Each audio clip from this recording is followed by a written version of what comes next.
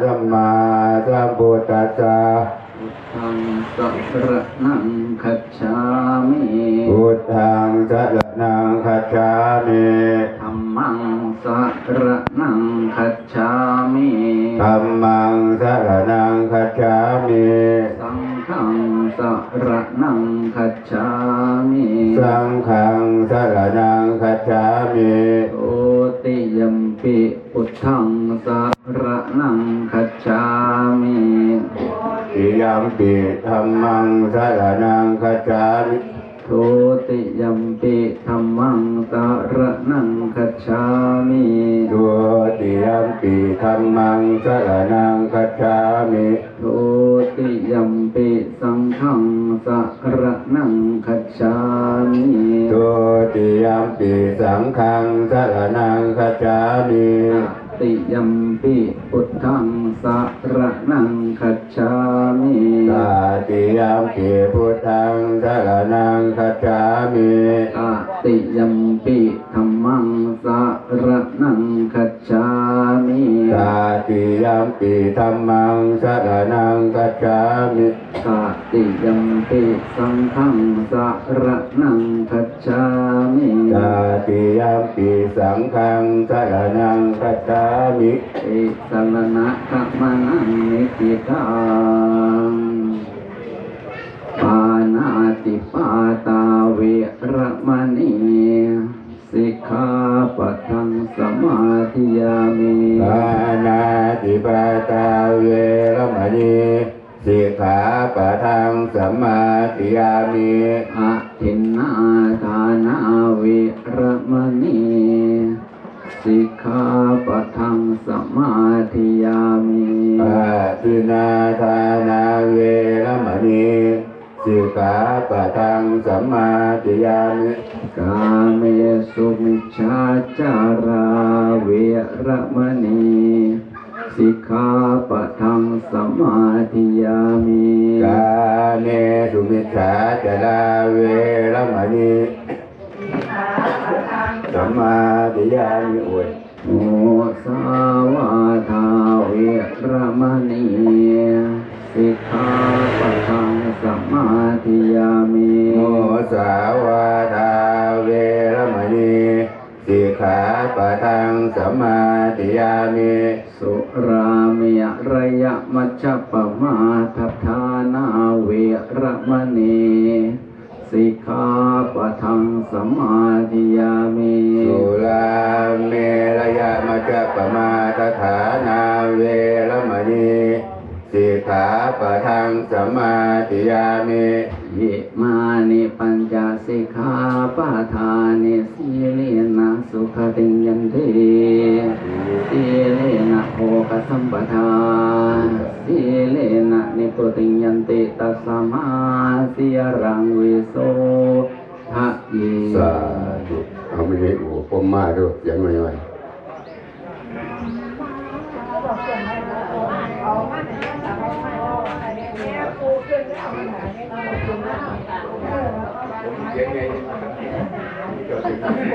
ใส่ไม้คุณจะฟังน้ำเสียงมวลนั่น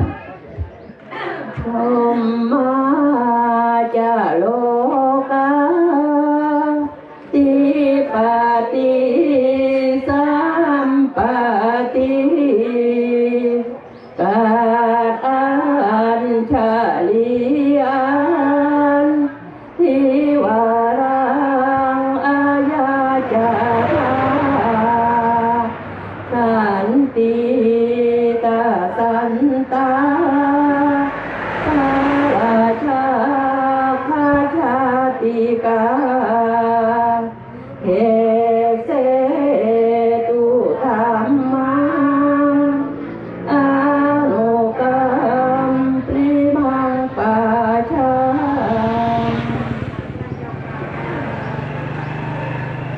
นะโมตัสสะภะคะวะโตอะระหะโตสัมมาสัมพุทธัสสะนะโมตัสสะภะคะวะโตอะระหะโตสัมมาสัมพุทธัสสะนะโมตัสสะภะคะวะโตอะระหะโตสัมมาสัมพุทธัสสะ ช ราธัมโมหิพยาธิธัมโมหิมรณังธัมโมหิมรณะอนัตติโตติก็ขอเจริญพรของโยมทุกท่านนะฮะนั่งตาสบายนะบ้านผมมีบุญในขึ้นมาหลายคนนะมากันเบิ้ลบ้านแล้ววันนี้ไอ้ลุงไพ่ภาพไปก็ได้ขึ้นบาลีมาว่าชาลาธัมโมหิชาลังมอานัตติโตเรามีความแก่เป็นธรรมดายังไม่ล่วงพ้นความแก่ไปได้พยาธิธัมโมหิพยาติอนัตติโตเรามีความเจ็บเป็นธรรมดายังไม่ล่วงพ้นความเจ็บไปได้มรณะธัมโมหิมรณะอนัตติโตเรามีความตายเป็นธรรมดายังไม่ล่วงพ้นความตายไปได้สัพเพหิก็เรามีการพลัดพรากจากของรักของชอบใจด้วยกันหมดทั้งสิ้นแล้วก็เรามีกรรมเป็นของตนมีทายาทแห่งกรรมนะมีกรรมเป็นกำเนิดมีกรรมเป็นเผ่าพันธุ์มีกรรมเป็นที่พึ่งอาศัยเรามีกรรมไว้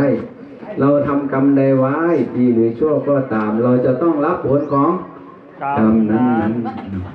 วันนี้ก็ได้เกิดมาในโลกในท้องพ่อท้องแม่เราก็มีพ่อมีแม่ถึงได้เกิดมาเป็นมนุษย์อันนี้ก็ถือว่าได้ทำกรรมร่วมกันมาถึงได้มาเกิดเป็นพ่อเป็นแม่กันพระได้มานั่งอยู่นี่ก็ถือว่าทำบุญพร้อมกันมาถึงได้มาเจอหน้าเจอตายกันแม่นบ่ย่ายโอ้ยเบิ่งแต่ละคนมีแต่ผู้สาวๆผู้เจ้าก็คำวัดคำว่าทำไปแล้วฮะแต่สาวเลี้ยงหน่อยจะกี่สาวฟักหลอกจะกี่สาวขึ้นแล้วมีสาวยังไงแล้วบ่เดี๋ยวผู้เจ้าก็คำวัดคำว่าเนาะแม่นบ่ขันขาดจากผู้เจ้าบ่สิมีผู้คำบ่ล่ะนั่นดังนั้นแล้วผู้เจ้าต้องเอาลูกเอาหลานไปวัดไปว่าน้ำเด้อจะถือว่ามันน้อยถ้าเราไปวัดไปว่าน้ำก็จะเป็นยังไงบ่นี่ลูกหลานนั่นก็สิเห็นคุณค่าของพ่อแม่ว่าสร้างบรรพบุรุษมากสิสืบทอดอายุพระศาสนาเดี๋ยวมาฟังเทศฟังธรรมนำเนาะก็ถือว่าเป็นบุญกุศลอันยิ่งใหญ่บาปกับบุญเนี่ยมันแย่งชิงกันอยู่เด้แย่งชิงกันบ่เฮ็ดบุญไว้ซะน่ะเมาอยู่บ่เศร้าใจเกียนี่เด้อแม่นเด้อบุญเนี่ยมันเมาพระพุทธเจ้าบ่ได้ว่าบุญมันเมาจังซี่นะบ่เมาแท้ได้บุญเนาะอันนี้โอ้คันบ่แต่ขี่เราเนี่ยคันบอกเฮ็ดหยังเฮ็ดปุ๊บสิอย่างเด้คันบ่ได้ขี่เราในงานบ่แล้วงานบุญบ่แล้วได้ว่าอาจารย์ว่าซั่นก็แม่นคือเพิ่นว่าอยู่บางเที่ยก็ได้เนาะซุ่มบ่เมาก็บ่เฮ็ดก็ว่ากันไปเนาะธรรมชาติเอาบุญกุศลก็กำลังแย่งชิงกันอยู่บ่ว่าก็สร้าง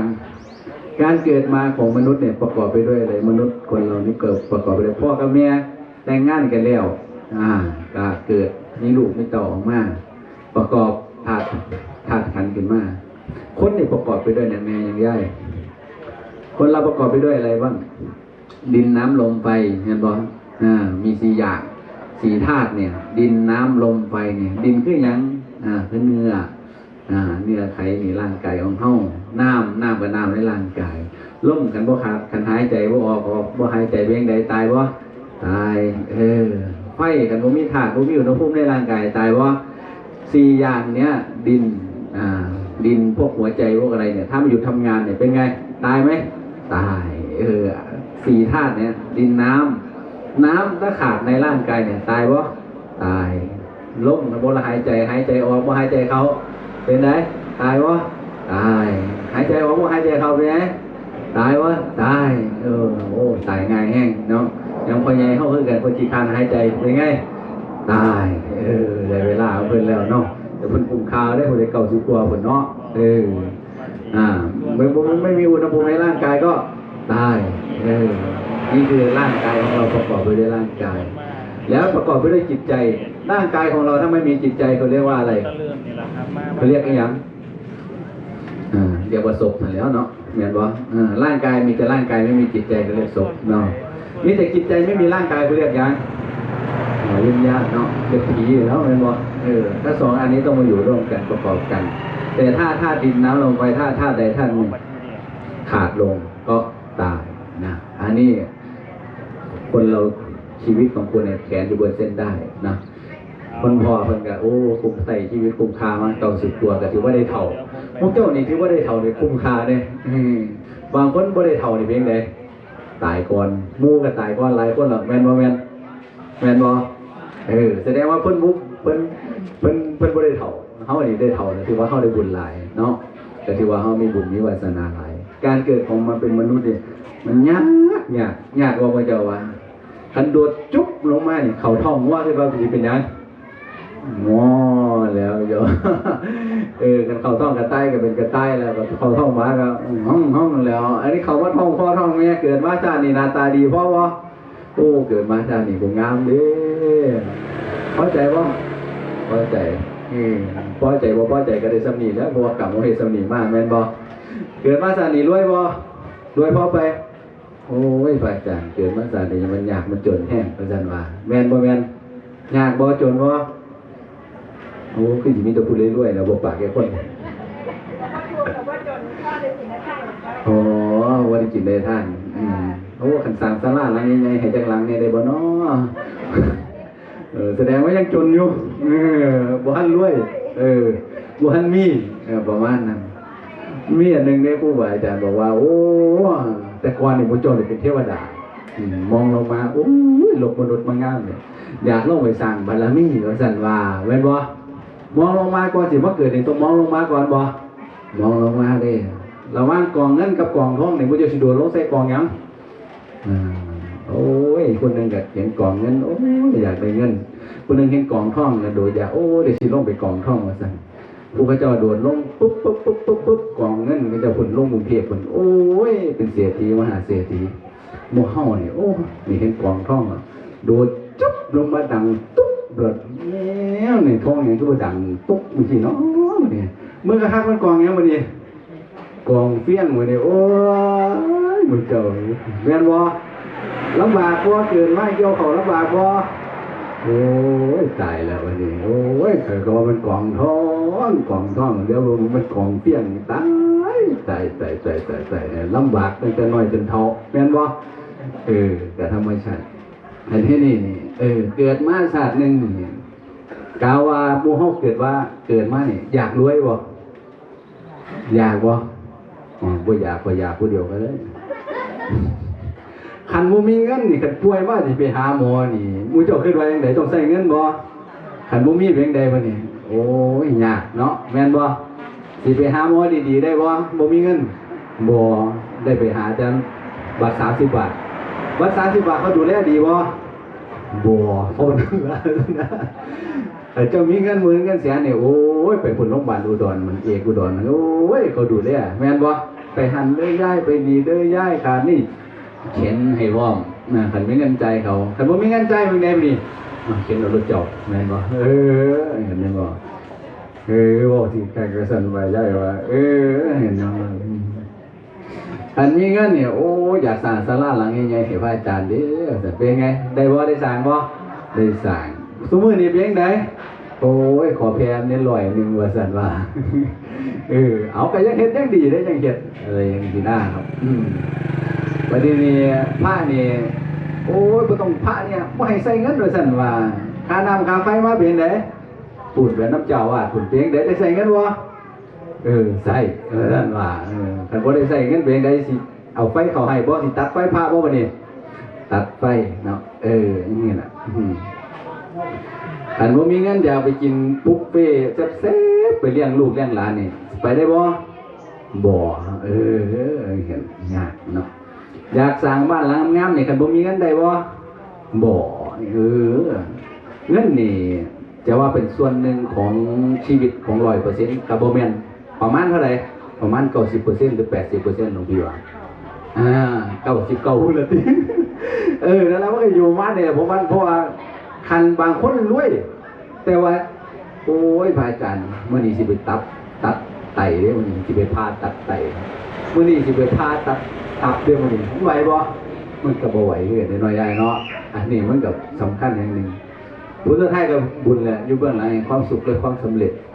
เฮาไปฆ่าสัตว์เอาไปค้าขายเอาไปเฮ็ดบุญเฮ็ดกุศลรวยอยู่แต่ว่าผลสุดท้ายเจ้าของก็มาป่วยเนาะมาป่วยก็บ่คุ้มค่าคือกัน ระหว่างคันว่าเงินเป็นที่สุดของเงินของชีวิตกับบ่แม่นคันผู้เจ้าป่วยนี่เป็นให้ขี่ผู้เจ้าอยากขี่บ่หรือเนาะขี่รถโดยสารดีกว่าบ่ใช่ว่าแข็งแรงแต่ว่าได้ขี่รถโดยสารดีกว่าขี่เว้นแม่นบ่อันนี้ก็สิบ่เรื่องเงินนี่ 100% ก็บ่แม่นแม่นบ่อันที่สองก็คือแบบว่าอันมีบ้านหลังใหญ่ๆแต่ว่านอนป่วยห้องโอ้ยเอาบ่เลยเนาะเอากระต๊อบดีๆดีกว่าสุขภาพแข็งแรงแม่นบ่กระต๊อบหลังน้อยๆก็พออันนี้ก็สิว่าเป็นเงิน 100% ของชีวิตก็บ่แม่นแต่ว่าคันมีเงินแล้วก็คันมันสุขภาพแข็งแรงมันก็น่ามีน่าใช้เนาะก็ถือว่าเป็นโอกาสที่ดีว่าเกิดมาก็รวยเพราะว่าการสิเฮ็ดหยังนี่หลวงปู่วัดปากน้ำพระศรีเจริญหลวงปู่สวดวัดปากน้ำนี่ต้องมีตังค์ถ้าบ่มีเงินนี่อยากไปนั่งสมาธิบ่จะสินั่งได้บ่อยากไปปฏิบัติธรรมโอ้พระอาจารย์อยากไปนั่งสมาธิใจใสๆจังซี่ได้บ่มันก็บ่ได้กันว่าเพราะว่ามันบ่มีเงินแบบว่าชีวิตทุกวันนี้มันต้องมีปัจจัยอาการคนตายนึงทราบเพิ่นจิตต้องจ่ายบ่จ่ายเห็นบ่สิไปนั่งปฏิบัติธรรมแล้วเพิ่นอยากเฮ็ดบุญต้องใช้เงินบ่ต้องใช้เงินคือเก่าเนาะมันก็ต้องมีสิเดินทางต้องใช้เงินบ่เติมน้ำมันต้องใช้เงินบ่ใช้คือเก่าในการดำเนินชีวิตก็ต้องใช้ปัจจัยการทำทานเพราะว่าเกิดมาคนเรามันต้องรวยก็ต้องหมั่นทำทานนะทำทานไว้เกิดชาตินี้บ่รวยก็เพราะว่าชาติที่ก่อนเป็นไงสิการเฮ็ดท่านทานเนี่ยว่าเฮาฮู้แล้วว่าชาตินี้เฮาจะเฮ็ดบุญเฮ็ดกุศลทำทานเพื่อจะได้มีสมบัติในศาสนาต่อไปเพื่อจะได้เป็นเศรษฐีมหาเศรษฐีผู้ใจบุญคำจุนของพุทธศาสนาแม่นบ่แม่นประวัติศาสตร์ที่แล้วโอ้ยยายไปเฮ็ดบุญโอ้ยเงินบุญน้อยทีไว้นะศาสตร์มานี่ก็เลยบ่มีเงินนะก็เลยบ่ค่อยมีปัจจัยปานใดอดอยากมีแน่บ่มีแน่ก็ธรรมชาติไปที่นี่พอมีเงินแล้วมันก็สิเฮ็ดหยังได้ลาภลึกสิเดินทางไปตำใดไปเฮ็ดบุญกุศลมองใดสิจับใจใส่ซอยหมู่ใดมันก็สามารถเฮ็ดได้อันนี้เป็นเบื้องหลังเป็นเบื้องต้นแห่งการสร้างบารมีพระเดชพระคุณหลวงปู่วัดปากน้ำท่านให้ก่อนเลยอันที่สองก็คือผิวพรรณวรรณะที่ดีเปล่งปลั่งหน้าตาดีโนอ่อนก็ไว้70-80แล้วนั่นคือคน40เนี่ยดีบ่ดีซุมื้อนี้เป็นจังไดโอ้ยพระอาจารย์ให้ว่าอันนี้ก็ต้องรูปสมบัติเราก็ต้องได้รักษาศีลเจริญสมาธินะรักษาศีลไว้เนี่ยเราก็ต้องดูแลรูปสมบัติของเราให้ดีสังขารร่างกายก็ต้องดูแลให้ผู้ดูแลเป็นยังไงไปด้วยบุญอันนี้ทรงผลบุญที่เราเฮ็ดมานั่นแหละเนาะ1เกิดมาร่ำรวย2กันเกิดหน้าบุตาผู้ดีนี่เอาบ่บ่เกิดมาก็อยากหน้าตาดีร่ำรวยกันเกิดมาหน้าตาดีกันจนเอาบ่แม่นบ่ก็บ่เอาบัดนี้เกิดมาแล้วก็ร่ำรวยหน้าตาดีคันปัญญาบ่ดีนี่เอาบ่บัดนี้โอ้สมองก็ตื้อพระอาจารย์รวยอยู่หน้าตาก็ดีอยู่แต่ว่าปัญญาบ่หลายแม่เอาบ่ส่วนมากคนเกิดมานี่สิพร้อมด้วยทุกสิ่งทั้งปัจจัยร่ำรวย2ได้ทั้งรูปสมบัติหน้าตาดีผิวพรรณวรรณะดี3มีปัญญามันสิครบทั้ง3อย่างแต่บางคนนี่ปัญญาดีหน้าตาก็ขี้ให้จนเอาบ่เห็นบ่มันก็ต้องมาพร้อมเลยนี่3อย่างนี่เกิดมาร่ำรวยหน้าตาดีผิวพรรณวรรณะดีจะไปสร้างบารมีดีบ่ดีนะคนเราเกิดมาก็ต้องได้3อย่างนี้ดังนั้นเนาะสิจังได๋บัดนี้เฮาก็ต้องสร้างบารมีผู้ใดมาบอกบุญโอ้ยบ่มักสองเขาอย่าว่าหลวงพี่ไปนี่ไปหม้องไหนเฮ็ดหม้องนั้นได้ไหนเฮ็ดหม้องนั้นเพื่อหยังเฮาเดินไปทางใดปัจจัยก็สิแล่นเข้ามาไปนี่ก็มีเงินมาไปนี่ก็มีเงินมาไปนี่ก็มีเงินมาแม่นบ่แม่นโอ้ไปนี่ก็จนหลายพระอาจารย์ไปนี่ก็บ่มีไปนี่ก็จนหลายจังซี่แล้วสั่งเขามาบอกบุญจะจมใส่ไปโลด10 บาท20 บาทแม่นบ่แม่นเฮ็ดไปโลดได้น้อยได้หลายเฮ็ดตามกำลังของเฮาเนาะบัดนี้ก็สะสมบุญไว้รักษาศีลก็ตามเฮ็ดได้โอ้ยพระอาจารย์เกิดมาหาป่าน้ำป่ามันเป็นอาหารของเฮาว่าซั่นแม่นบ่ โอ้ยบอกไปพระอาจารย์นี่กบเขียดก็เป็นอาหารของเฮามันบอกว่าเกิดมาเป็นอาหารของเฮามันบอกว่าเวลาเขาจับมาเขาจะคล้องหัวมันดิ้นบ่ดิ้นเนาะโอ้มันสิตายเนาะมันดิ้นดีแล้วเป็นบ่ถามว่าดีหรือมันอยากเป็นอาหารของเฮาบ่นี่มันก็อยากเอาตัวรอดมันก็รักษาชีวิตของเฮาฮักชีวิตของเฮาบ่ฮักชีวิตของเขาวะฮักดังนั้นแล้วเขาก็ฮักชีวิตของเขากันแต่เฮ็ดจังได๋บัดนี้ความจนมันเบียดมาความจนมาเฮาเฮ็ดจังได๋บัดนี้เฮาต้องฆ่าเขาวะฆ่าเพื่อจะได้เอามาเป็นอาหารของเฮาเพื่อจะให้ชีวิตเฮาอยู่ต่อไปแม่นบ่แม่นแม่นบ่แม่นแม่นพระเจ้าว่าบ่แม่นก็ว่าแม่นนั่นแต่ว่าเฮาก็มีเงินเฮาก็ไปซื้อกินเอาเฮาบ่ฮู้บ่ชี้เขาเอามาขายเฮาก็กินไปเฮาบ่มีวิบากกรรมเพราะว่าการฆ่าสัตว์นี่ปุ๊บนี่ตอนมันดิ้นนาวนี่จิตกับตัวมันอยู่นำกันบ่อยู่แต่เวลาเอาขามันปุ๊บนี่วิญญาณมันออกจากกันเด้มันอย่าอาฆาตเฮาถ้าการเฮาบ่ได้ฆ่าเนี่ยมันบ่อาฆาตเฮาเป็นธาตุบริสุทธิ์แล้วเฮาก็สามารถกินได้สบายบ่อาฆาตเฮานี่ก็คือเฮาก็ใส่เงินซื้อไปเลยจังซี่นะเพื่อรักษาบ่ต้องไปฆ่าเขาเนาะเพื่ออายุเฮาสิได้ยืนยาวสิได้เฒ่าคือชาตินี้ดีบ่ดีครับบางคนก็โอ้ยลูกหลานมาตายก่อนเฮาจังซี่คิดว่าสิได้เผาลูกเผาหลานปรากฏว่าลูกหลานไปได้ตายก่อนสิก็มีเนาะก็ธรรมชาติอันนี้ล่ะเนาะเกิดมานี่การเกิดมาของเฮานี่ยากบ่เมื่อยบ่คิดว่าพ่อบ่แม่นี่เอาพวกแม่ๆนี่ถามกันได้นี่คลอดลูกนี่เป็นจังได๋ยากบ่ทรมานบ่ทรมานพ่อกับแม่เฮาสิเป็นจังซั่นบ่เป็นคือกันนะเป็นคือกันเนาะแต่ทรมานเนี่ยทรมานการเกิดมาเนี่ยทรมานพระพุทธเจ้าในการเกิดมาเนี่ยมันทุกข์แต่ก่อนแรกเนี่ยเกิดมาก็ทุกข์เนาะทุกข์มาการความแก่นี่เป็นทุกข์มั้ยสิย่างไปนี่โอ้ยปวดขาเด้สินั่งก็โอ้ยปวดขาเด้ทุกข์วะทุกข์นะการเกิดมาบ่อยๆเนี่ยมันเป็นทุกข์แล้วที่สำคัญการพลัดพรากจากกันเนี่ยเป็นทุกข์มั้ยโอ้ยคนที่เขาหักตายนี่จากคนที่เขาป่วยตายนี่จากเป็นทุกข์วะทุกข์เนาะอันนี้จะเป็นทุกข์นี่เลยการเกิดมาบ่อยๆพระพุทธเจ้าพระสัมมาสัมพุทธเจ้าท่านไม่อยากให้พวกเราเกิดดังนั้นอยากให้พวกเราเนี่ยสะสมบุญบารมีเนี่ยให้เยอะๆเพื่อบารมีจะแก่รอบแล้วก็ได้บรรลุเป็นพระอรหันต์แล้วก็ไม่ต้องมาเวียนว่ายตายเกิดมาชาตินี้เนี่ยบุญบารมีเยอะไหมเยอะไม่เยอะชาตินี้คิดว่าหลายบ่ย่ายจะบอกว่าหลายกับหลายจะบอกว่าน้อยกับน้อยถ้าหลายนี่ที่เป็นยังไงเกิดมาก็ได้เกิดในยุคพระสัมมาสัมพุทธเจ้าได้ไปฟังเทศน์ฟังธรรมได้ไปทำบุญกับพระอรหันต์แม่นบ่แม่นนี่คือคนบุญหลายแต่คนบุญน้อยยังเฮานี่ก็แต่ว่าบุญน้อยเพราะว่าบ่ได้เกิดในสมัยพระพุทธกาลถามว่าบุญหลายก็ได้เกิดมาอยู่ในยุคพระพุทธศาสนายังเจริญรุ่งเรืองอยู่เนาะอันนี้ก็คือบุญหลายอยู่ได้สะสมบุญอยู่เมื่อเรารู้ว่าบุญเนี่ยมีจริงถ้าเรายังไม่สละเนี่ยบ้านเฮี้ยนเนี่ยลังบักน้อยลดกับขั้นงามๆถ้าเรายังไม่ทำบุญเนี่ยถ้าเราตายไปเอาไปได้ไหมบ่แต่ถ้าเราเสียสละแล้วเอาไปขายหรือยังเนี่ยได้ทำบุญทำกุศลแล้วเนี่ยอันนี้เราเหมือนไปฝากธนาคารไว้เมื่อเราละโลกไปเราจะได้เหมือนพระโมคคัลลานะท่านเดินบินเหาะขึ้นไปบินว่าท่านเหาะขึ้นไปบนอากาศเพื่อบ่อยากว่าแล้วก็โมห้องบ่อยากว่าแล้วก็มนุษย์เป็นยังเหม็นบ่เหม็นฉี่ก็เหม็นบ่ขี้คองอาหารก็กินแซ่บได้ไปได้กินบ่กินข้าวไปแล้วขี้ออกก็เหม็นเนี่ยตัวเฮามันคือเหม็นเนี่ยบัดนี้เหม็นบ่เหม็นบ่เหม็นบ่เหม็นแล้วอาจารย์บ่ได้ไปดมมันว่าก็ลองดมลองเบิ่งสิฮู้ว่ามันเหม็นเนาะขี้ไปขี้มันแล้วบัดนี้รักษาเด้อบัดนี้เด้อแม่นบ่วันนี้เฮาก็ไปวันนี้เพิ่นก็ไปเว้ากับเทวดาเทวดาทำบุญอะไรมาเนี่ยถึงได้วิมานหลังใหญ่งามจังเลยนะพระโมคคัลลานะทำบุญอันนี้มาทำบุญแค่อย่างเดียวนะแต่ว่าวิมานมันเกิดขึ้น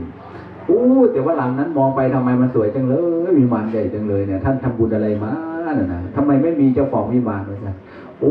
พิ่นส่องลงมาเอง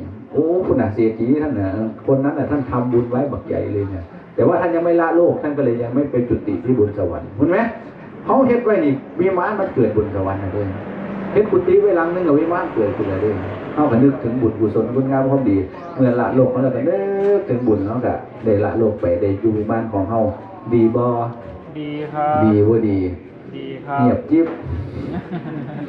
เอาดีแล้วเนาะเฮ็ดบุญไว้แล้วมันเป็นเรื่องดีการเฮ็ดบาปมันดีบ่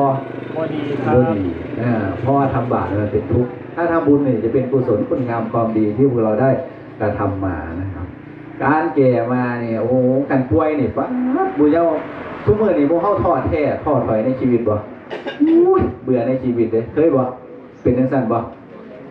เคยบ่แล้วคิดจังได๋วะเนี่ยเป็นบ่บางคนก็เคยเป็นมีช่วงชีวิตที่มันเป็นบ่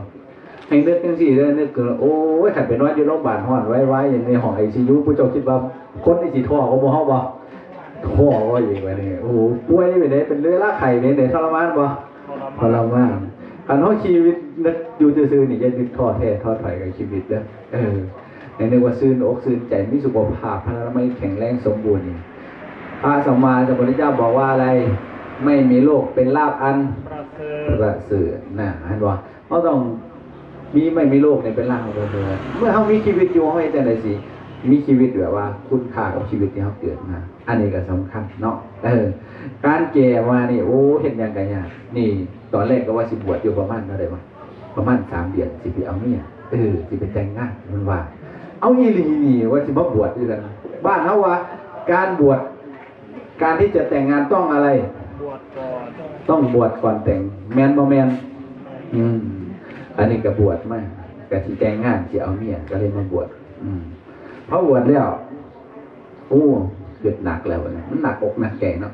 ก็ไปอยู่นำกันละ4-5 เดือนแล้วประเทศนี้สิหนีมาบวชโอ้สิกลับไปคือยากแท้โอ้สิให้กลับไปอยู่บ่เขาด่าเปี้ยงมาเลยว่ามาบวชแล้วก็เปลี่ยนนิสัยบ่ได้เปลี่ยนบ่ได้ดีๆแล้วซั่นก็เลยอยู่ต่อได้โอกาสเลยว่าสินะ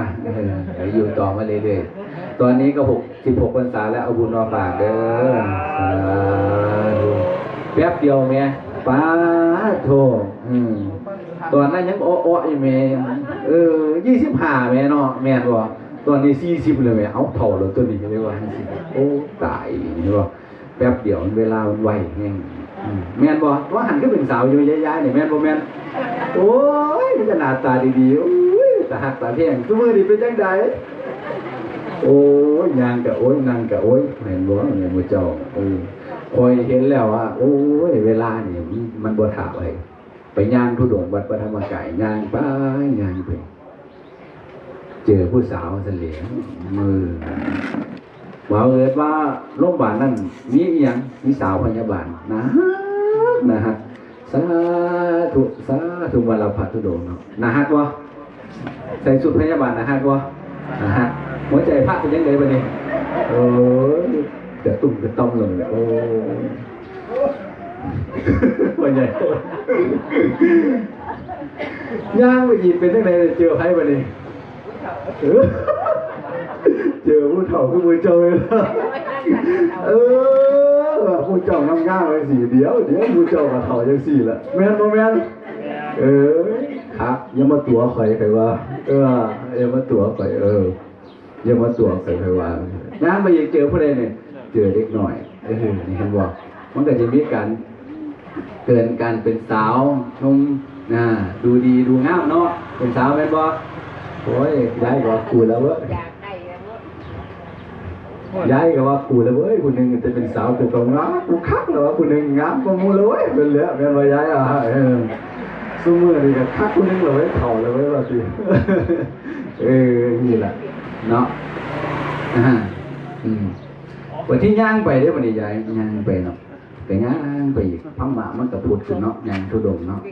แม่เพิ่นชีวิตของพวกเราเนี่ยเกิดมาเราสูบเศร้าสูบแล้วล่ะกินมันมาหอดมือเจ้าแล้วสูบผมมันแล้วเอา10 ปีแรกเขาเกิดขึ้นมาเนี่ยเพิ่นวางสิเด้10 ปีแรกเนี่ยมันหมดไปกับความไร้เดียงสา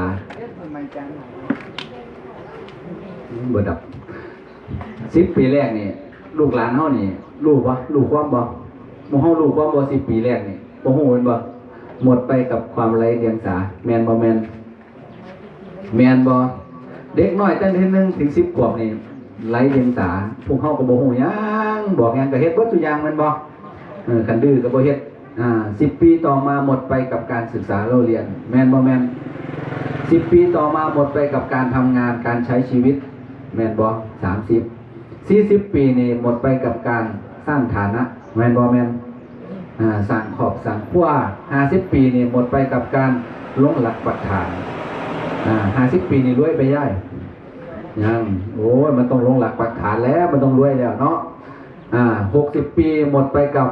การดูแลสุขภาพต้องดูแลสุขภาพไปอายุ60นี่ต้องดูแลไปแม่นบ้านนี่มันผุต้องดูแลไปต้องดูแลแล้วปวกก็เริ่มกินแล้วต้องซ่อมแซมแล้วแม่นบ่แม่น10 ปีสุดท้ายหมดไปกับอะไรกับการปล่อยวางแล้วรอคอยกับบ้านเก่าแล้วแม่นบ่แม่น10 ปี60 ปี70 ปีเนี่ย70 ปี10 ครั้งเนี่ยนะวัยเหมือนโกหกใช่ไม่ใช่แป๊บเดียวน้องๆมันหันไปคือเป็นสาวอยู่ ตอนนี้คือเฒ่าแล้วแม่นบ่แม่นนะอีกไม่นานปีนี้ก็จะผ่านไปแม่นบ่แม่นที่เฒ่าขึ้นอีกปีนึงแล้วมีอะไรที่เราทำไปแล้วเนี่ยก็มากมายแล้วก็ยังมีอีกอะไรมากมายที่ยังไม่ได้ทำใช่ไม่ใช่เวลาเนี่ยถ้าคิดเป็นหน่วยเงินนี้ได้ไหมไม่ได้เราใช้เวลาเนี่ยกับการไปหาเงินแมนบ่แมนมื้อนี้ไปรับจ้างเกี่ยวเขาใส่เวลาบ่ใส่บ่ใส่โอ้ยไปซื้อคิมกระปุกเดียวกับเบิดแล้วมันขาเตียนแล้วมันหนาวแมนบ่แมนอันที่นี่เอากะได้เงินมาเขาใส่เวลากันหาเงินบางที่หลวงพี่ไปเห็นงานอยู่โรงงานนี่โอ้ใส่เวลาเป็นปี10 ปี5 ปี5 ปี6 ปีใส่ไปใส่เวลาบางที่สุขภาพก็บ่ค่อยดีป่วยแต่ว่าเงินที่เขาหามาได้เนี่ยเขาสามารถเอาไปซื้อเวลากับคืนมาได้บ่บ่ได้เห็นได้หมู่เจ้าแสดงว่ามันบ่คุ้มค่าเลยเด้แม่นบ่แม่นคุ้มค่าบ่บ่คุ้มค่าก็แสดงว่าหาเงินมาได้เพื่อรอเลี้ยงชีวิตของเจ้าของซื่อแม่นบ่มันบ่มีหยังก็บ่ได้มีหยังเกิดขึ้นกับชีวิตของเขาเราก็ใช้ชีวิตไปแล้วเนี่ยหลาย10 ปีของชีวิตนะก็พูดได้เต็มปากว่าเราใช้ชีวิตไปเนี่ยคุ้มค่าไหมกับที่ผ่านมาคุ้มบ่คุ้มให้ตอบในใจคุ้มบ่คุ้มว่าท่านมาแย่ว่าก็บ่คุ้มดอกคันบวชอันจะบวชนี่คุ้มเลยนะคุ้มเนาะอาจารย์มาแย่ว่านะหลวงพี่ก็ได้ว่าได้เกิดมาก็คุ้มค่ากับชีวิตตอนแรกก็สิใช้ชีวิตครอบครัวน่ะแต่หันไปคิดจังซี่เนี่ยมี2อย่าง1หันไปใช้ชีวิตครอบครัวปุ๊บมีเมียต้องดูแลเจ้าของหาเงินดูแลของหาดูแลเมียบ่หาดูแลพ่อถ้ามีลูกต้องดูแลบ่ดูแลจากปีมันก็สิไง20 ปีเป็นยังหน่อยแม่นบ่แม่นต้องส่งเรียนจบปริญญาตรีอายุ25พ่อหวานนี่เลี้ยงลูกแล้วบ่ได้เลี้ยงหลานพ่อแม่นบ่แม่นโอ้ยหาเงินมาทั้งชีวิตบัดนี้ตอนนี้เพียงใดบัดนี้ง้อมไปบัดนี้ตอนนี้เฒ่าเว้ยโอ้มันเฒ่าเลยเนาะแม่นบ่แม่นมันเฒ่าเลยเขาสิเลี้ยงไปฮอดบัดนี้แล้วเวลาของเขาชีวิตของเขาที่สิสร้างผลประโยชน์ให้กับเจ้าของมันมีบ่บัดนี้ยากเนาะแม่นบ่แม่นเปิดจ่อยสิศาสตร์นึงนั่นแหละก็มามองย้อนหลังนี่มันสิชัดเด้กันหมู่เฮามองเบิ่งหลวงพี่ก็โอ้พอได้มาบวชปุ๊บได้มาทำงานศาสนาได้เอาลูกเอาหลานมาบวชได้เห็นการละศาสนาได้ถ่ายทอดธรรมะแล้วลูกหลานเฮานี่ก็ไปบวชเรียนต่อเป็นอายุศาสนานี่หลวงพี่ว่าบุคคลหนึ่งเนี่ยหายากหลวงพี่ว่าคนที่จะทำงานศาสนาเนี่ยหายากก็เลยเห็นความสำคัญก็เลยตั้งใจมีกำลังใจแล้วว่าบวชพระนี่ก็เอาพระกับไปส่วนเนาะในวงเราย้ายกูสิไปว่าจังได๋คนมาบวชจิตในใจไปที่นี่โอ้ยพระอาจารย์ไปส่วนบวชเนาะส่วนไหนคนดีจากกันก็บ่มันเลยเอาสั่นนอนกอดกันอยู่อุ่นก็ดอกเอาสั่นว่าอันนี้ก็ส่วนกับเจ้านี้จากกันเนาะอันนี้ก็มันก็ยากอยู่นี่ก็เป็นป้อมเพิ่นแต่ว่าบางคนปุ๊บนี่โอ้เฮ็ดจังได๋เนาะท่านเขาเจ้าส่วนกับบ่เอาสั่นว่าพอหลวงพี่ไปส่วนบวชปุ๊บไปบ่ไปบวชไปบวชบ่บวชไปนะบ่ไปว่าท่านเด้อว่ามีกำลังใจบ่มีกำลังใจกับมาบวชพอดีมีพ่อใหญ่นึง ข้าเจ้าสวนบวชไปอุปถากพระอย่างนี้แหละบวชบ่จุด2 ปีคอยโปโลไปเรื่อยไปหลวงตาไปบวชครับเพิ่นโอ้มันยังไงเวลาได้ส่งผลซุมื้อนี่เข้าวัดเข้าว่าอย่างเป็นกำลังวันศาสนาขี่เราเมายาเมาบ่เรื่องเอาเหล้าเอาไปบวชฮอดวัดธรรมกายปุ๊บซักบ่นี่กินเหล้าแล้วมันเขาเรียกอีหยังก็แอลกอฮอลิซึมบ่นี่ซักเด็ดๆๆๆเขาส่งโรงพยาบาลฉีดยาจึ๊บออกเซาถามหูเรื่องบ่ว่าเขาซักเด็กๆแล้วเขาเอาเขาโรงพยาบาลเมื่อคืนนี่บ่ฮู้ครับอาจารย์ว่าซั่นว่า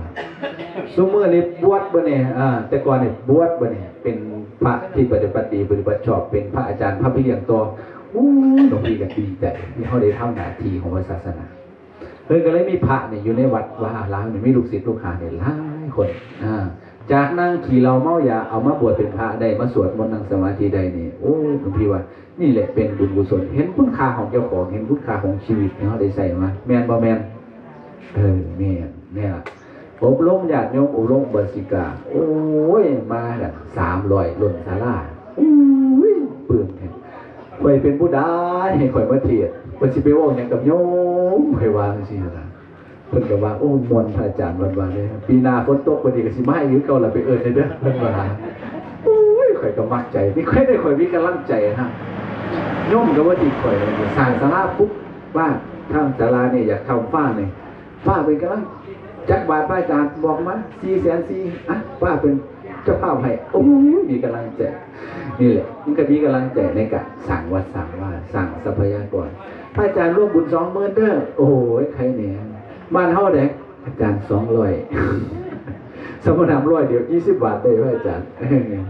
ถ้าเราไม่เอาเศรษฐีมาช่วยงานวัดศาสนาพระศาสนาเป็นไงจะเจริญรุ่งเรืองไหมไม่ได้นี่ก็ทำให้เรามีแรงอกแรงใจในการทำหน้าที่ในการบวชพระแล้วก็ทำงานพระศาสนามาได้เรื่อยๆก็มีกำลังใจแล้วอีกอันนึงเนาะโยมช่วงนี้นี่เด็กน้อยป .4 ป .5 นี่ส่วนมันเข้าวัดมันเข้าบ่เข้าส่วนไปบวชไปบ่ไปคันมันขึ้นม .2 ม .3 บ่เจ้าคิดว่าสิส่วนมันไปได้บ่มันเป็นบ่าวมันมักสาวล่ะจ้างก็บ่ไปแม่นบ่แม่นช่วงนี้ข่อยต้องหิวมันก่อนข่อยนี่ผู้ใดเว้ามาข่อยก็บวชเป็นเน้นเห็นหมู่ไปบวชปุ๊บเอ้าไปบวชได้ถึงก็บ่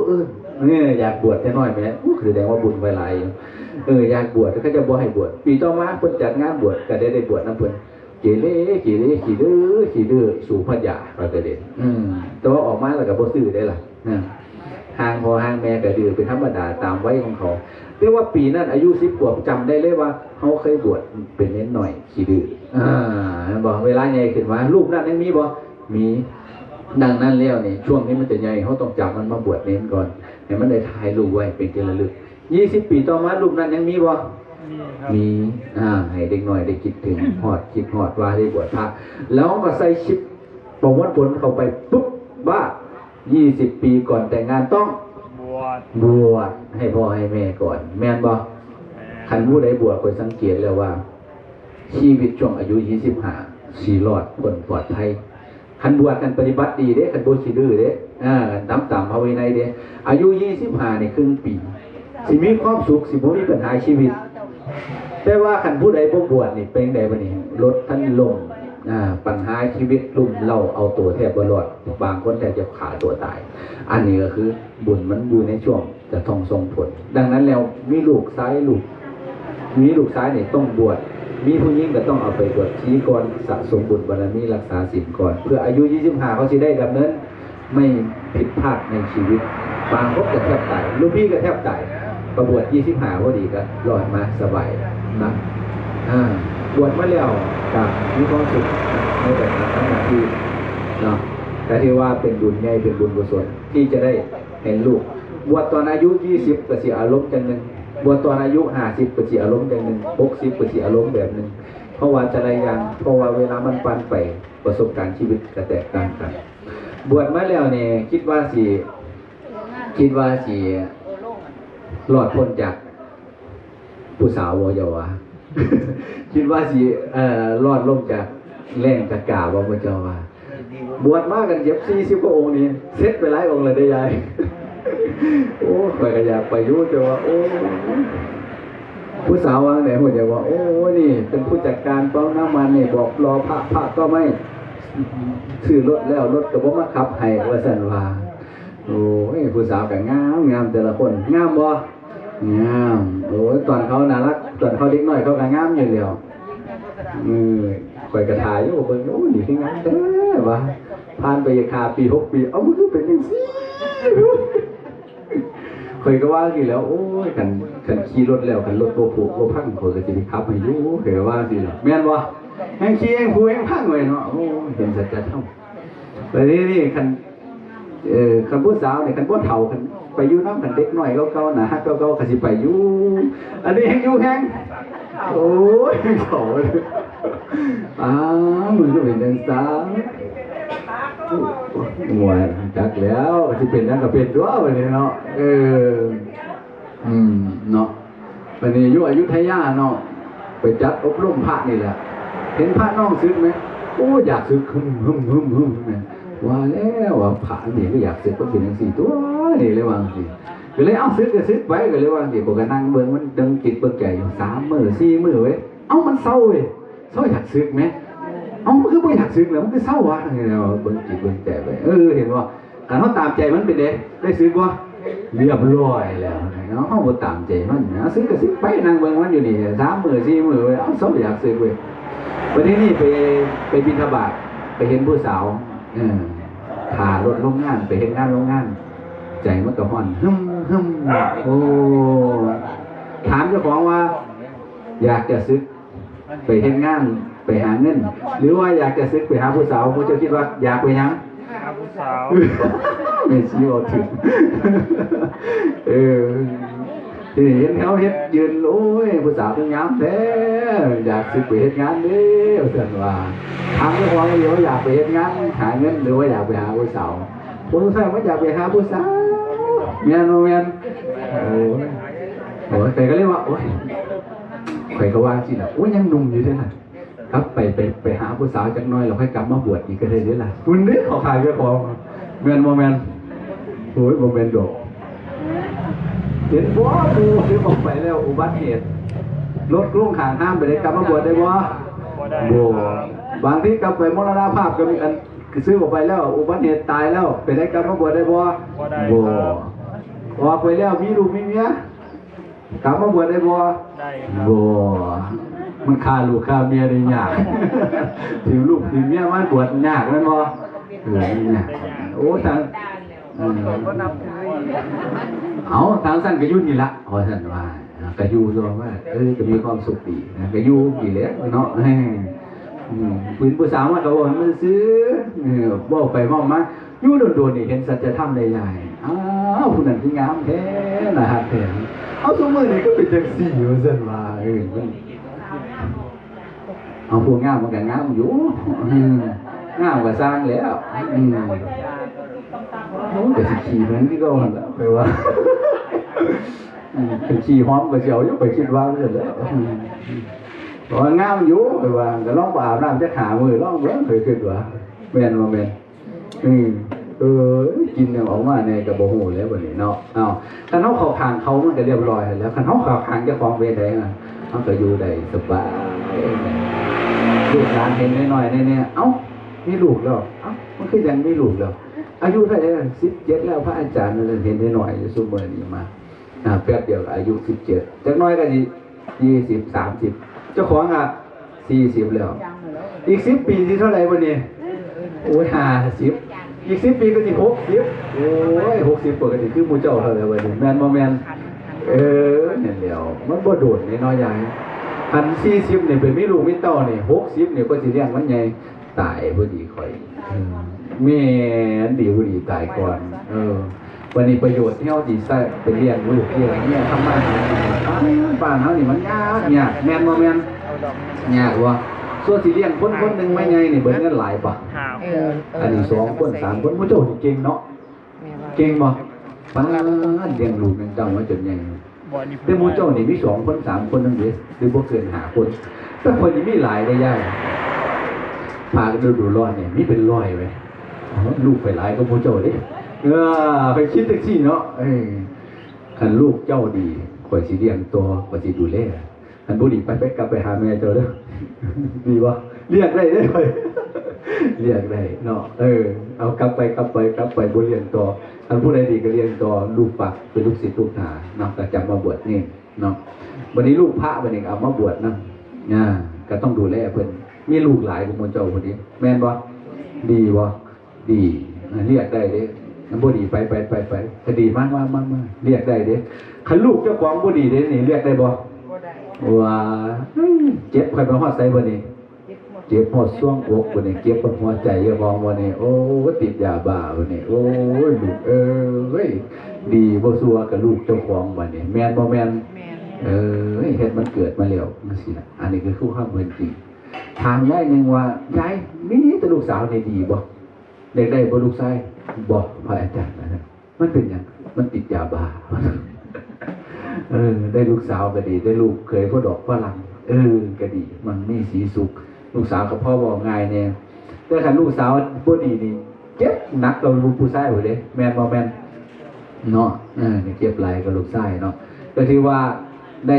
สร้างบุญบารมีโยมพอที่เพิ่นเสียไปเพิ่นซื้อหยังก่อนเด้อพ่อใหญ่สิงห์บอกพ่อใหญ่เนาะเพิ่นก็ใช้ชีวิตมาได้โอ้ได้กำไรแล้วเด้แม่นบ่แม่นได้กำไรเพิ่น90กว่าเนาะใครหมู่เจ้าก็ได้ให้ได้100นึงพุ่นเด้อเอาสาธุแม่ให้ได้100นึงเด้อคันบ่ได้100นึงห้ามเจ็บห้ามเจห้ามตายแม่นบ่แม่นบ่รู้แล้วติว่าจะฮะโอ้เนาะเอาห้ามของแจก็ห้ามบ่ได้เนาะอันนี้ก็ที่ว่าผู้เฮาก็ได้มาสร้างบุญสร้างบารมีให้เต็มที่เต็มกำลังอันนี้ก็มันก็สิสุยางสุแนวเลยเลย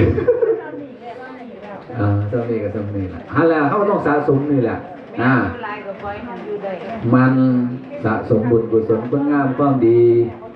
เงินกับมันปล่อยสัตว์ปล่อยปลาเห็นมันกับมีความเมตตาปรารถนาดีต่อสรรพสัตว์ทั้งหลายแม่นบ่แม่น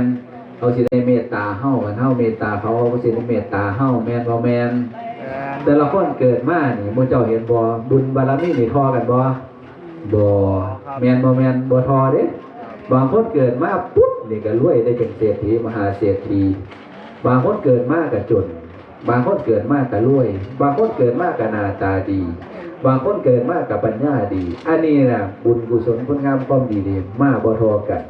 ดังนั้นแล้วนี่ชาตินี้เฮาได้เกิดมาเฮาบ่ได้เกี่ยวพระพุทธศาสนาได้เกิดมาเจอธรรมะขององค์สมเด็จพระสัมมาสัมพุทธเจ้าแล้วนี่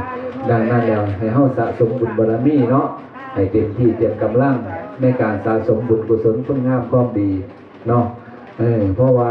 บุญกุศลนี่แหละสินำเฮาไปดีไปชั่วกับบุญกุศลนี่แหละเนาะคันบ่แม่นบุญกุศลแล้วก็บ่ได้มาเกิดบ่พร้อมกันดีบ่ที่ได้มาเจอกันนี่ดีบ่ดีครับที่ได้เกิดมาในหมู่บ้านเดียวกันนี่แต่โกรธพระสัมมาสัมพุทธเจ้าตรัสว่าไม่มีใครไม่เกิดไม่เคยเกิดเป็นพี่เป็นน้องกันไม่มีใครไม่เกิดเป็นพ่อเป็นแม่กันเป็นลูกเป็นหลานกันชีวิตในวัฏสงสารนี่ยาวนานครับหมู่เจ้าคิดว่ายาวนานบ่นานครับบ่ฮู้ครับโลกมนุษย์โลกที่เราเกิดมาเนี่ยเกิดขึ้นตั้งอยู่นี่นานแต่ชีวิตของพวกเราที่เกิดมาเกิดขึ้นตั้งอยู่นี่นานไหมศาสตร์หนึ่งนี่นานบ่เงียบจิ๊บแป๊บเดียว100 ปีแต่โลกเนี่ยมันเป็นล้านปีหมดเลยแม่นบ่แม่นแต่ว่าเฮานี่เกิดมาแค่ในช่วงยุคไขในยุคนี้แค่100 ปีแป๊บเดียวแต่เฒ่าแล้วแม่นบ่แม่นนี่วันนี้เฮาสิได้เกิดใหม่นี่ที่สำคัญนี่คือเกิดใหม่ตายไปแล้วสิเกิดใหม่เนี่ยไม่ได้เกิดยอดหยังอัตภาพหยังอัตภาพต่อไปแล้วถ้าเฮาให้บุญหลายเฮาสิอัตภาพที่เทวดาแม่นบ่แม่นอัตภาพต่อไปเฮาสิได้เกิดเป็นคนคืออัตภาพต่อไปที่เฮาบุญมีอยู่ที่บุญวาสนาของเฮาถ้าเฮาบุญน้อยเฮาก็สิได้เกิดเป็นสัตว์นรกหรือเป็นหมูหมากาไก่แม่นบ่แม่นเอาคันบุญน้อยก็จะได้เป็นหมากาไก่หรือตกนรกอะไรอันนี้ก็คือบุญมันน้อยถ้าบุญหลายเขาจะได้เกิดเป็นเทวดาเกิดมาเป็นมนุษย์คือเก่าอันนี้คือคำสอนขององค์สมเด็จพระสัมมาสัมพุทธเจ้าแมนบ่แมนแมน นี่ได้เกิดว่าเป็นมนุษย์นี่คันบุญบ่ฮอดนี่ย้ายบ่ได้เกิดดอกว่าเป็นหน้าตาสิดอกแม่นบ่กันเข้าท้องว่ากับห้องว้าแล้วอันนี้ก็ถือว่าเรามีบุญมีวาสนาได้เกิดมาเป็นมนุษย์แล้วเป็นผู้ที่มีปัญญาอย่างมากคือมนุษย์นี่กระดูกสังขารนี่มันติดดิ้งดงเนี่ยแม่นบ่แต่งัวนี่มันสินอนนี่สิแม่นบ่อันนี้ก็คือวิบากกรรมเขาได้เกิดมาเป็นมนุษย์แล้วเนี่ยเขาได้สะสมบุญบารมีแล้วดังนั้นแล้วก่อนเขาสิละโลกไปเนี่ยเป็นไดช่วงนี้ไม่ใกล้ฟังไปใกล้ไปใกล้แล้วใกล้บ่ใกล้ตาบ่ใกล้หรอกว่าซั่น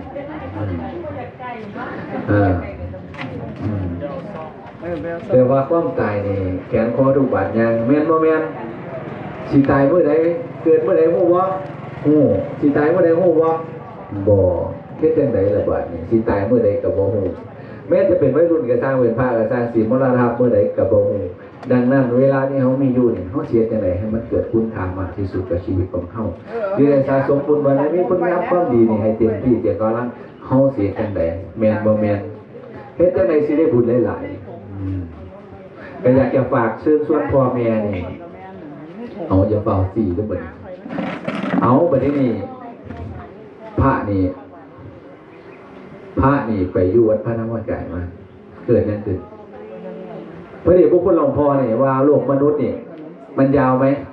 ไม่ชีวิตของคนเรานี่ยาวไหมยาววะยาวสั่นแห้งวันนี้พระเดชพระคุณหลวงพ่อมันอยากถวายสังฆทานเนี่ย40,000 วัด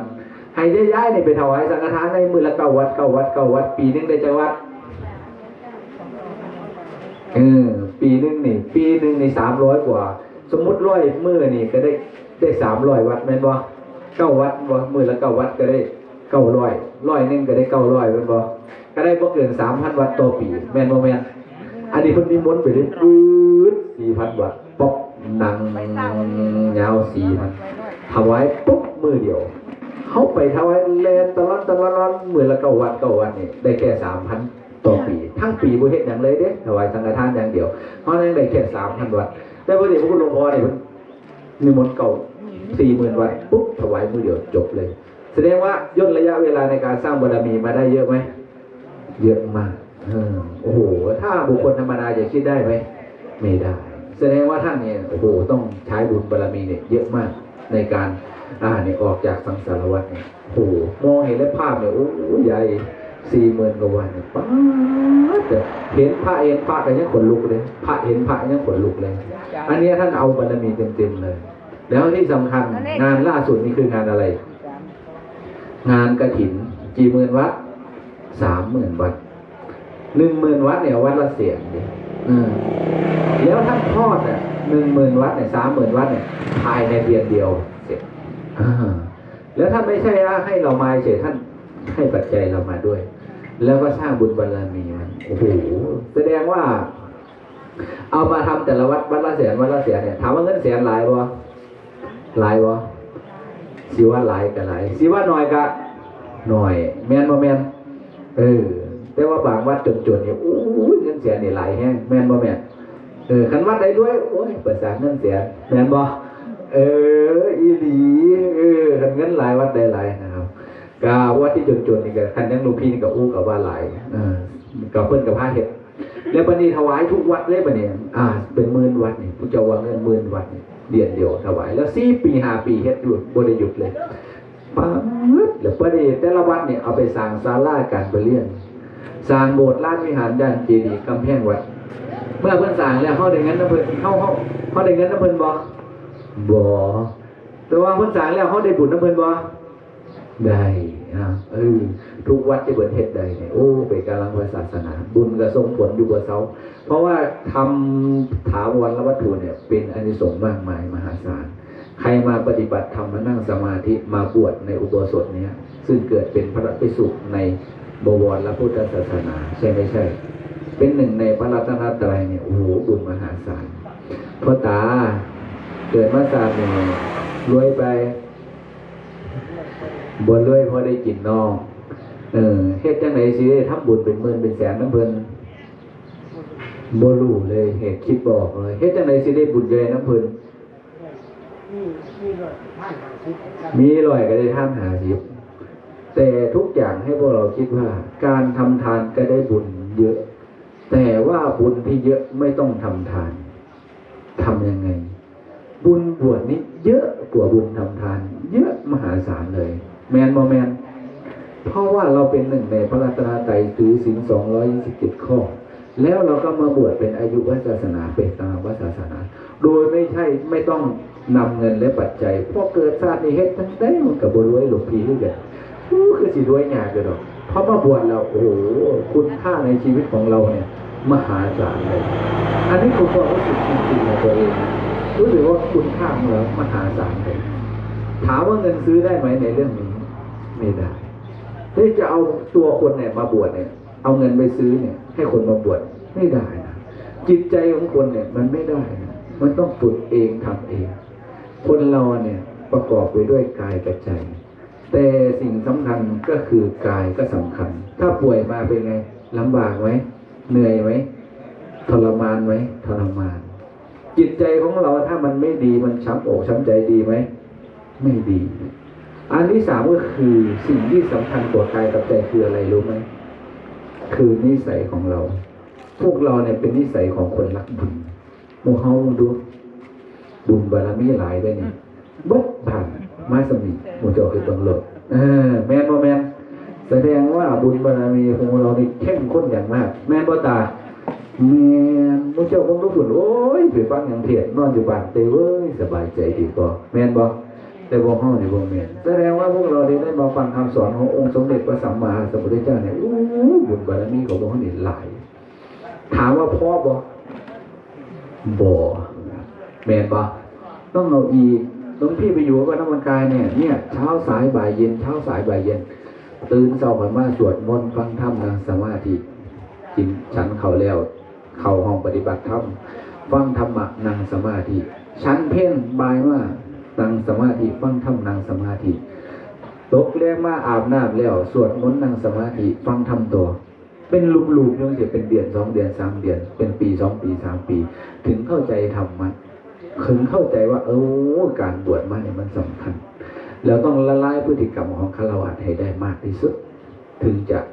ประสบความสำเร็จในการบวชมนบวชมาแล้วกิเลสตัณหาเต็มอยู่กับบกุมขาพรรษาหลายก็บ่รู้เรื่องนั้นจักอย่างก็เสียพระให้เราแม่นบ่แม่นต้องรู้เรื่องตามพรรษา1 พรรษา2 พรรษา3ควรที่จะรู้เรื่องประมาณนี้ก็ต้องประเทศนี้คันเฮาบ่ฮู้เรื่องปุ๊บนี่20 พรรษาบ่รู้เรื่องอย่างบ่ศึกษาเราเรียนรุ่นลูกรุ่นหลานบวชขึ้นมาเขาฮู้หลายก่อนนี่เขาถอนงอกกันเป็นได้บัดนี้ง่ายอีหลีบัดนี้เป็นปัญหาของพระพุทธศาสนาเป็นการหาของการไม่ศึกษาเราเรียนเนี่ยอันนี้ก็โจทย์ใหญ่หลวงพี่เรื่องนี้บวชพระธรรมกายเนี่ยคุ้มค่ากับการเวลาบวชเดือนนึงเที่ยวอบรมทั้งเดือนเลยเขาก็ถึงถือว่านี่เห็นความสำคัญวัดพระธรรมกายถึงเจริญรุ่งเรืองเต็มที่เต็มกำลังแม้แต่ว่าเด็กพวกหลวงพ่อทำทานเนี่ยท่านก็ทำเต็มที่แม้แต่รักษาศีลท่านก็ให้รักษาศีลแม้แต่งานเผยแผ่ศาสนาท่านก็ไม่เคยได้หยุดถ้าบวชมาแล้วเนี่ยต้องอบรมบ่มนิสัยของตัวเองให้เป็นคนดีต้องเปลี่ยนนิสัยของฆราวาสให้เป็นพระให้ได้ถ้าเปลี่ยนไม่ได้ก็ไม่ถือว่าการบวชพระไม่ประสบความสำเร็จในการบวชพระบ้านเขาเรียกป่าหมพ่อเนาะกะบ่เป็นอย่างแต่หลวงพี่ศรัทธาพระภิกษุทุกรูปที่ท่านเสียสละเวลาแล้วก็มาบวชในงานพระศาสนาส่วนท่านสิได้บ่ได้ทำได้หน่อยได้หลายก็อยู่ที่บุญบารมีของเพิ่นถ้าเพิ่นบารมีหลายเพิ่นก็จะได้บุญหลายถ้าเพิ่นบารมีน้อยก็สิได้น้อยแม้แต่พวกเรามาอยู่ที่นี่อยู่ที่บุญญาบารมีของพวกเราถ้าบุญบารมีไม่ถึงกันก็คงไม่ได้มาฟังธรรมนอนอยู่บ้านสบายดีก็แต่ละคนก็มีแต่สาวๆมีแต่งอมๆนั่นกายเนี่ยอดทนอดสมอดสามมาฟังเพื่อจะได้อานิสงส์ผลบุญอย่างหน่อยเวลาที่มีขาดพอแกมีไปกระจ้าสิมือเดสิเดไม่เจอกันสิเดว่าเราจากกันแมนบ่แมนครับนั่นแหละมันกับว่ามีโอกาสที่ได้ง่ายๆกันให้ดีกับไปบวชที่วัดมีอย่างอัดเต็มที่แล้ววันนี้ว่ากันจากันอบรมกันเข้มข้นแล้ววันนี้มันก็เหมือนทหารอะไรอย่าง บวชมาก็เหมือนทหารอันนี้ต้องมาปราบกิเลสในใจของตัวเองฝึกฝนอบรมตนเองให้เป็นพระแท้เพื่อเราจะไปไหนก็มีวิธรรมวินัยไปไหนก็ไม่เก้อเขินไปไหนก็ทำถูกพระธรรมวินัยเป็นที่น่ารักวันนี้คันเป็นทหารคันเจ้าขี้ข้านเหมือนขี้ข้านฝึกอบรมอันขี้ข้านซ่อมลบอันเวลาไปยิ่งกันไปเนี่ยเป็นแดงวันนี้เขาก็ยิ่งตายจ่อยคือกันขี้ข้านซ่อมขี้ข้านอบรมเจ้าของขี้ข้านฝึกแม้จะเป็นพระก็ต้องมาฝึกฝนอบรมตนเองตามระเบียบพระธรรมวินัยที่พระสัมมาสัมพุทธเจ้าวางแบบแผนไว้แล้วเป็นเรื่องที่ดีงามท่านเทศน์ให้สอนให้ญาติโยมกระทำท่านรักษาศีลแม่นบ่จะเริ่มภาวนาพระก็ให้รักษาศีลจะเริ่มภาวนาเทศให้รักษาศีลจะเริ่มภาวนาทำพระนิพพานให้แก้อันนี้ก็สอนตามหลักการของพระนะพระภิกษุที่มาอยู่วัดอยู่วาก็ต้องดูแลพระธรรมวินัยแล้วก็ดูแลวัดป่าอารามให้สะอาดสะอ้านแล้วก็ดูแลศรัทธาของญาติโยมที่จะได้มาสะสมบุญบารมีให้เต็มที่เต็มกำลังไปวางวัดกับโหแต่ปลื้มใจไหลไปวัดป่าวันน้ำพุเนี่ยสะอาดสะอ้านไปเห็นกับนี่แหละเกิดความศรัทธาและเลื่อมใสเนาะในงานพระศาสนาก็ถือว่าเป็นโอกาสที่ดีที่ได้มาเจอพอญาติโยมเนาะเป็นโอกาสที่ดีที่ได้มาเจอกันก็บ่รู้ว่าบ้านไหนที่ได้มาเจอกันอีกก็ปลื้มปิติเนาะดังนั้นแล้วสรุปก็สังขารร่างกายของเฮานี่ก็บ่จีรังยั่งยืนอนาคตของพวกนี้ก็เกิดมาจะมีการเกิดการแก่การเจ็บการตายแต่ละอย่างนี่รัดคิ้วกันได้บ่ได้จังได๋หลานคือตายก่อนแม่ก็ตายก่อนพ่อแม่นบ่แม่นซั่นโอ้ยเอาอยู่ไหนคือป่วยหั่นเด็กน้อยคือป่วยหั่นมันบ่รัดคิ้วกันได้เด้ของพวกนี้แม่นบ่แม่นโอ้ยผู้ใดว่ารัดคิ้วกันบ่ได้นี่บ่อีนี่อาจจะตายก่อนได้ก็ได้เด้มันบ่แน่เด้อีหยังก็ได้แม่นบ่แม่นรัดคิ้วกันได้เด้ของพวกนี้นะผมบอกว่าถือก็สิว่าผิดสิว่าอีกเด้เนาะเนาะดังนั้นแล้วนี่ดังนั้นแล้วก็สะสมบุญบารมีพอเวลาเรามีลมหายใจนี่มีย้ายหนึ่งมันวางสิล่ะกูสะสมมาบุญแล้วสู้บ่ต้องเฮ็ดบุญหากูดอกกูเฮ็ดเอาคักแล้วกูอิ่มแล้วสู้เฮ็ดเอาสู้โลดว่าซั่นก็คือมักแท้บ่ย้ายนี่ไปก็คือมักแล้วว่ากูเฮ็ดเอาคักแล้วนี่กูไปวัดไปว่ากูไปเปิดอุปนถาดพระนี่กูเฮ็ดเบิดคักบ่ต้องเฮ็ดบุญหาดอกหมู่เจ้าบ่เฮ็ดหยังหมู่เจ้าเฮ็ดเอาหมู่เจ้าโลดโอ้ดีเลยเนี่ยเนาะเอาเวลาเราเจ็บป่วยมาเวลาเราจะละโลกเราก็นึกถึงบุญกุศลความงามความดีที่เราจะได้ทำมาจิตใจเราก็ได้ผ่องใสเวลาละโลกไปแล้วจะได้ไปทางที่ดีงามแต่ถ้าเรายังไม่ได้สะสมบุญกุศลคุณงามความดีเนี่ยมันก็ยังไม่เป็นของเราดิแม้แต่สินี้ก็ลือหาดมีเงินล้านพันล้านบ่เฮ็ดไว้คนไทยใส่ชาตินี้บ่เฮ็ดไว้ชาติต่อไปเกิดตกมาอับจนที่อย่างชาติก่อนเฮ็ดจังได๋มันก็ประมาทบ่ได้เราก็ต้องเชื่อพระสัมมาสัมพุทธเจ้านั่นแหละเพราะว่าท่านเป็นที่พึ่งที่ระลึกท่านพูดอะไรก็ถูกหมดหลวงปู่ชาท่านก็เคยเถียงพระสัมมาสัมพุทธเจ้าเถียงไปแล้วไปเฮ็ดผิดเบิดคนตัวไทยเนี่ยต้องเสียเบิดเพราะว่าเพิ่นนี่เห็นแจ้งเห็นรูปแจ้งแล้วเป็นพระบรมโพธิสัตว์แล้วก็ได้มาเทศสอนให้พวกเราเนี่ยเชื่อต้องตามแม้แต่พระที่ท่านบรรลุธรรมท่านก็เข้าถึงตามองค์สมเด็จพระสัมมาสัมพุทธเจ้าศาสนาอื่นเพิ่นบอกว่าไหนมันจะบ่ย้ายให้เสียเด้อแต่ศาสนาเฮานี่ลองทำดูดิโอ้เป็นคือเพิ่นว่าอีหลีแม่นบ่แม่นเข้าสมาธิก็เข้าได้เรียนว่าพระคนหลายองค์ที่เพิ่นเข้าได้ก็เต็มที่เต็มกำลังมารักษาศีลเจริญภาวนาภาวนาแล้วจิตใจมันก็ผ่องใสขึ้นอีหลีก็ตามที่พระพุทธเจ้าเพิ่นแนะนำเมิดสุอย่างสุแนวดีเบิดสุอย่างสุแนวถูกเบิดบ่ถือได้เพิ่นหยังบ่ถือแต่จิตใจของเฮาเนี่ยมันยังมีกิเลสครอบงำอยู่แม่นบ่แม่นทุกอย่างเนี่ยคันเฮาสังเกตว่ากิเลสครอบงำบอกให้นั่งสมาธิเนี่ยอาจารย์เจ็บตูดเนี่ยนั่งสมาธิกันเนี่ยมันก็เป็นเรื่องธรรมดาดังนั้นแล้วเขาก็ต้องสะสมบุญบารมีเนี่ยศีลเจริญภาวนาให้เต็มที่เต็มกำลังเนาะเพื่อจะให้บุญบารมีเราแก่เราขึ้นไปเกิดมาสัตว์ใดๆเฮ็ดบุญเท่าใดก็ให้ได้วางศีลได้ย่ายสุทินนั่งวัตเมธานั่งอาสวะขยวหังนิพพานั่งโหตุวสันนันวาแปลว่าไงวะเนี่ยมหาทายก ขอผลของทาน ขอผลแห่งทางจงเป็นเครื่องกำจัดอาสวะกิเลสออกไปจากใจของข้าพเจ้าด้วยเถิดนะครับวันนี้เกิดว่าชาติในให้ได้เกิดเป็นเพศบริสุทธิ์ให้ได้บรรพชาให้ได้อุปสมบทแม่นบอกเพื่ออะไรเพื่อว่าบารมีของเราจะได้แก่รอบให้ยิ่งขึ้นไปเกิดมาเนี่ยขันพระเจ้าไปแต่งงานมีลูกมีเต้านี่การสะสมบุญบารมีนี่เป็นยังไงเสียเวลาบ่เสียเด้บัดนี้ก็เฒ่าแล้วเวลาที่ดีทำความเพียรสะสมบุญบารมีเนี่ยโอ้มันยากหลวงพี่ก็ไว้ตัวท่านเนาะเปรียบบนหลอดเจ็บตายมากก็ได้สะสมนี่แหละได้มาอบรมพระได้มาบวชพระแต่ละองค์ได้มาบวชเน้นแต่ละรูปเราได้อบรมทุกคนอบรมเพื่อนเต็มที่เต็มกำลังแล้วก็อีกอย่างหนึ่งก็คือได้เป็นตัวแทนของจังหวัดหนองบัวลำพูน้ำกระถินวัดพระธรรมกายเนี่ยมาติดคอด140 กว่าวัดเนี่ยพุทธว่าหลายบอกว่าเป็นเงินจากบาทวันละ100,0001,500,000แม่นบ่15 ล้านเลยยาย10 วัดเป็น1 ล้านแม่นบ่แม่นก็15 ล้านแล้ว15 ล้านมันหน่อยบ่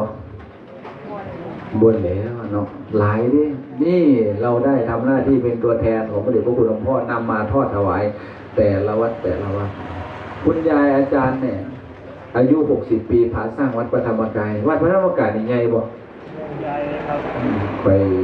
จับไม้เนี่ยไปบ่อยากจับดอกไปจับดอกให้ลงบ่เป็นปั้นโตไปบ่จงวัดพระธรรมกายนี่โตไหมใหญ่ไหมบ่ใหญ่ดอกก็อยู่ไปอยู่มามันขึ้นหน่อยแท้เอาว่ากับประมาณยังจากเจดีย์ไปกุฏินี่ก็ประมาณ5 กิโลนี่แหละย่าไกลบ่ไกล5 กิโลไปขันบ่เคยไปบ่สิพาไปย่างแค่หลอก2 หลอกไปบ่ย้ายไปหลายเดียวเพิ่นวางสิได้พูดได้โอ้ยขันเกิดมาแล้วขันบ่ได้เห็นวัดธรรมกายอย่าเฝ้าตายเลยเพิ่นว่า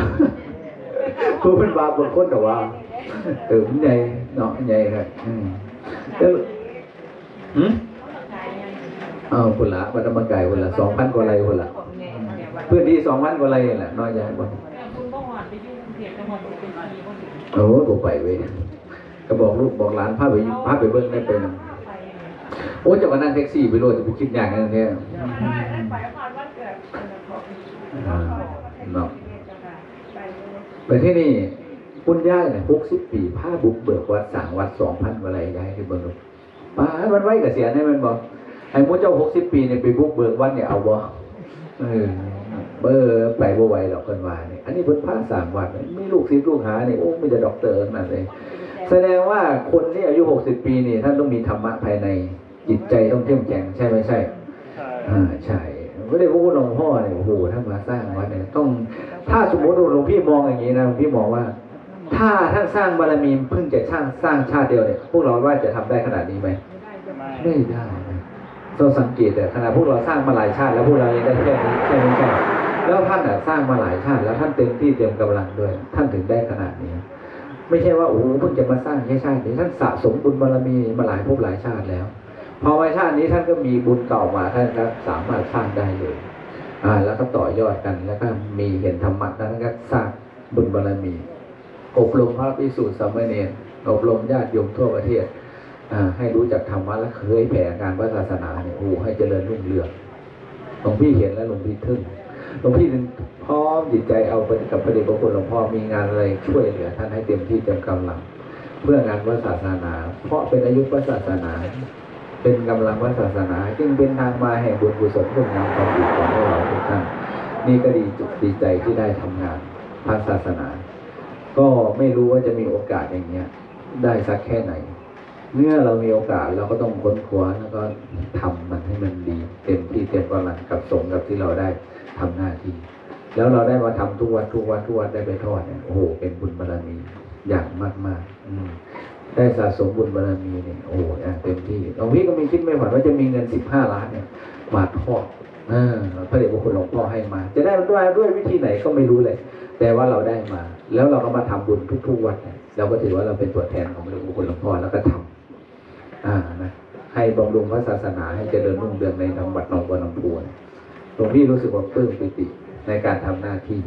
พวกเราก็มีโอกาสก็พากันกับคุณนะทูน่าก็พามาทอดใช่ไหมทอดกฐินคุณยายเนี่ยพาสร้างวัดพระธรรมกายเนี่ยโอ้โหใหญ่มาก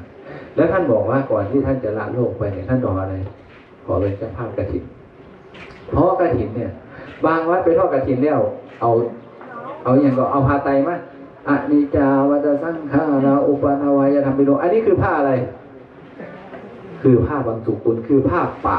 ผ้าห่อศพใช่ไม่ใช่ตาใช่มันกับท่ายกแม่นบ่อันนี้คือผ้าห่อศพมั้งอนิจจาวัตสังขาราอุปาทวายธรรมปิโนนี่คือผ้าห่อศพแต่ผ้ากฐินนี่อะไรผ้ากฐินคือผ้าอะไรพระอานิสงส์พระวิสุทธิ์จะตั้งมาเนี่ยจุดเลื่อนลอยมาในน้ำอากาศจะตกลงดวงใจใช่ไหมจะตกลงเข้าใน